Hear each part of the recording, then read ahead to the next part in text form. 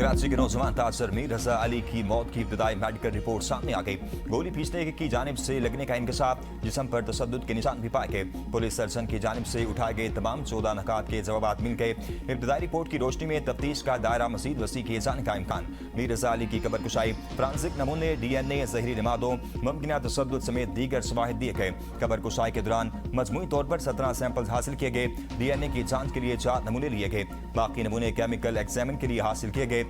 Medical board के अरकान मजमूई तौर पर 19 सैंपल्स की जांच करेंगे। मीर रजा के वालिदैन से 2 DNA रेफरेंस सैंपल्स हासिल किए। मीर रजा के वालिद ने कहा कि हमारा किसी से कोई झगड़ा या दुश्मनी नहीं थी। हम पहले दिन से कह रहे हैं, जिसने कत्ल किया उसका बताओ क्यों छुपा रहे हैं। वज़ीर दाखिला सिंध ज़ियाउल हसन लंजार का कहना है कि इसमें सिंध हुकूमत की कोई बदनीयती नहीं है। हम वही मेडिकल बोर्ड बनाएंगे जिससे मरहूम के वालिदैन मुतमईन होंगे।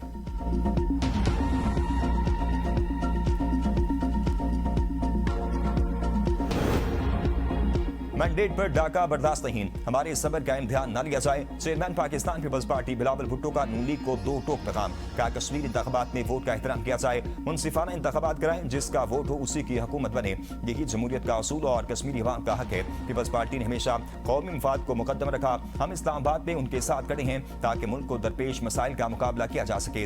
हमारे लिए पाकिस्तान और अवाम का मफाद सबसे अहम है। अगर कोई हमसे लड़ाई चाहता है तो लड़ाई छेड़ ले, हम एहतजाज करना भी जानते हैं। 10 अगस्त को कश्मीर के अवाम सिर्फ पीपल्स पार्टी को वोट नहीं देंगे बल्कि अपने वोट का तहफ्फुज़ भी करेंगे। अगर कश्मीर के अवाम के साथ नाइंसाफी हुई, उनके वोट के साथ जुल्म हुआ, तो मैं खुद अवाम के साथ खड़ा हूंगा, इनके साथ बैठूंगा और इनके हक के लिए एहतजाज करूंगा। आसफा भुट्टो की 10 अगस्त को तीर के निशान पर मोहर लगाने की अपील।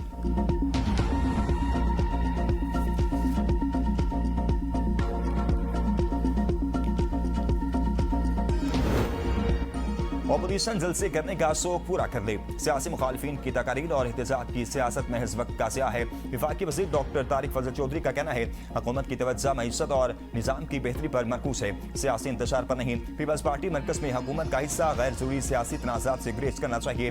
वज़ीर आज़म और सदर की मुलाकात में तमाम हल तलब मसाइल इत्तेफाक राय से निपटाएंगे। वज़ीर आज़म की जानिब से ऑपोजिशन को मुज़ाकरात की पेशकश पर कायम है। ऑपोजिशन को पार्लियामेंट हाउस में किसी भी जगह मुज़ाकरात की खुली दावत है। ऑपोजिशन लीडर वक्त और जगह का तयन करे, वज़ीर आज़म खुद चलकर आएंगे। मुस्लिम मुमलिकत बराए कानून इंसाफ बैरिस्टर अकील मलिक का कहना है कानून और आइन के दायरे में रहते हुए पुरअमन एहतजाज हर किसी का हक है। रियासती वसाइल को सियासी सरगर्मियों के लिए इस्तेमाल नहीं किया जा सकता। अदालत के फैसले की रोशनी में बानी PTI से मुलाकात का मामला तय होगा।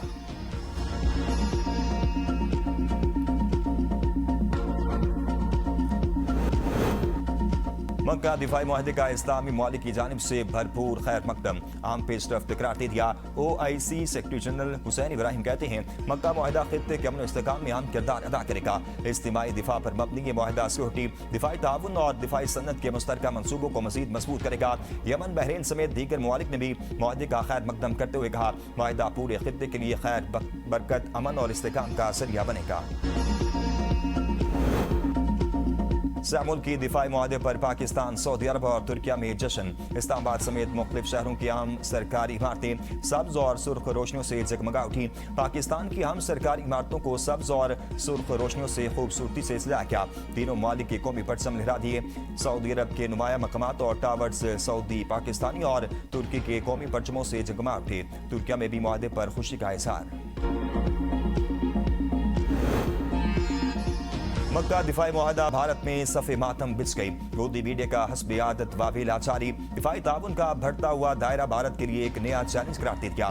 खित्ते में ताकत के तवाज़ुन पर भी असरअंदाज हो सकता है। गोदी मीडिया पाकिस्तान के लिए मफादात के इतराफ़ पर भी मजबूर। का दिफाई इंजमाम, मुश्तरका फौजी मशक़ें और टेक्नोलॉजी की मुंतकली पाकिस्तान की दिफाई सलाहियतों में इजाफा कर सकती है। इंटेलिजेंस शेयरिंग और मुश्तरका दिफाई पैदावार से पाकिस्तान की जंगी तैयारी मजीद मजबूत होने का इम्कान है। मुआहदे के नतीजे में पाकिस्तान के लिए तुर्किया की जदीद ड्रोन टेक्नोलॉजी तक रसाई आसान हो सकती है।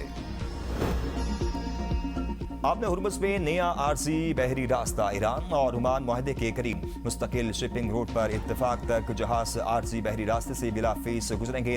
ईरानी वज़ीर ख़ारजा अब्बास अराग़ची के मुताबिक ओमान ने मुआहदे की मंजूरी दे दी। आला ईरानी क़यादत की मंजूरी का इंतजार है। मुआहदा मशरूत होगा। अमरीका को इस्लामाबाद मुफाहमती याददाश्त की खिलाफ वर्जी पर जुर्माना अदा करना होगा। एक्सियोस के मुताबिक मुआहदे का ऐलान बुध को किया जा सकता है।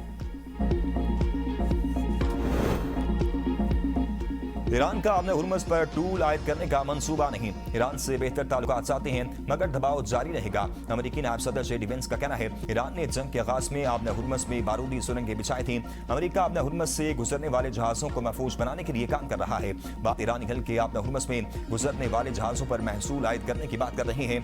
उम्मीद है खलीज से तेल और गैस की तरसील जंग से कब्ल की सतह पर बहाल हो जाएगी, जबकि अमेरिका ने ईरान की फौजी सलाहियत को बड़ी हद तक कम कर दिया है।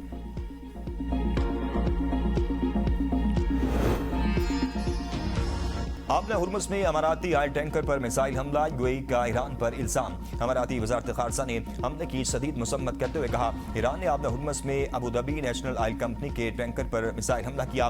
वाक़े में कोई जानी नुकसान नहीं हुआ। ईरान के साथ जंग के आगाज से अब तक कंपनी के 15 बहरी जहाज़ों को हमलों का सामना करना पड़ा, जिनमें से सिर्फ रवा हफ्ते 3 जहाज निशाना बनाए गए।